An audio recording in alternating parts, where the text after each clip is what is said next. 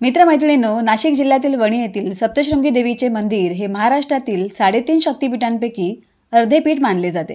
या सप्तशृंगी आईने महिषासुराचा वध करून 7 शिखरे असलेल्या या डोंगरावर निवास केला, म्हणून हिला सप्तशृंगी असे नाव पडले। सप्तशृंगी गडावरील या मंदिराची सविस्तर माहिती तसेच आईचं महिषासुराशी युद्ध झालं त्याची रोमांचक कथा याबाबतचा एक सुंदर व्हिडिओ आपल्या चॅनलवर यापूर्वी अपलोड केलेला आहे, तो तुम्ही पाहू शकता। तसेच सप्तशृंगी गडावरील सतीच्या कड्याचे महत्त्व सांगणारी एक अद्भुत कथा आपल्या चॅनलवर उपलब्ध आहे, ती पण तुम्ही जरूर बघा। कथेच्या आजच्या व्हिडिओमध्ये आपण सप्तशृंगी आईची अजून काही रहस्ये जाणून घेणार आहोत।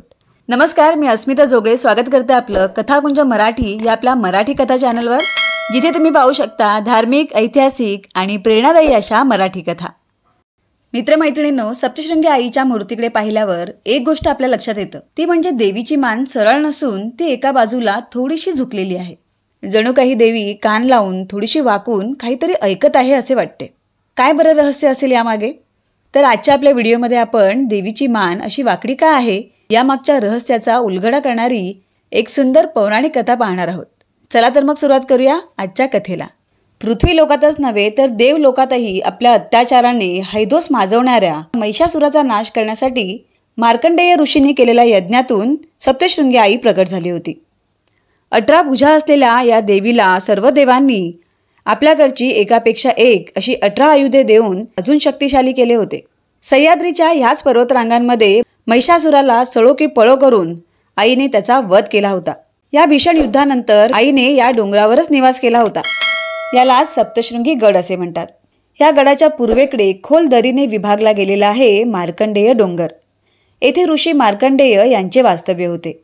येथेच बसून त्यांनी दुर्गा सप्तशतीची रचना केली होती।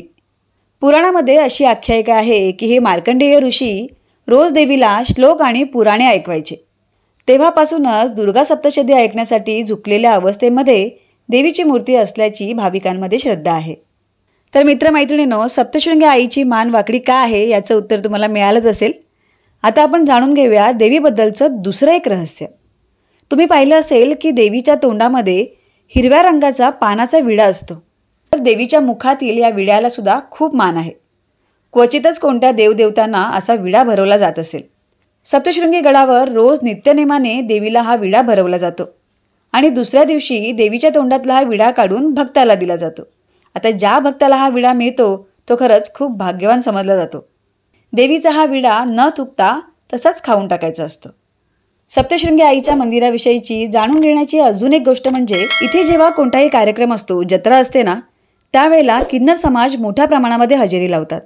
यामागचं कारण म्हणजे देवीच्या सेवेसाठी भगवान श्री विष्णूंनी किन्नरांना पृथ्वीवर पाठवले आणि त्यांना सांगितलं की ह्या आदिमाईच्या कृपेने तुम्ही भक्तांची संकटे स्वतःवर घ्याल आणि तुमची सेवा ही थेट भगवतीपर्यंत पोहोचेल आणि तुमचा उद्धार होईल।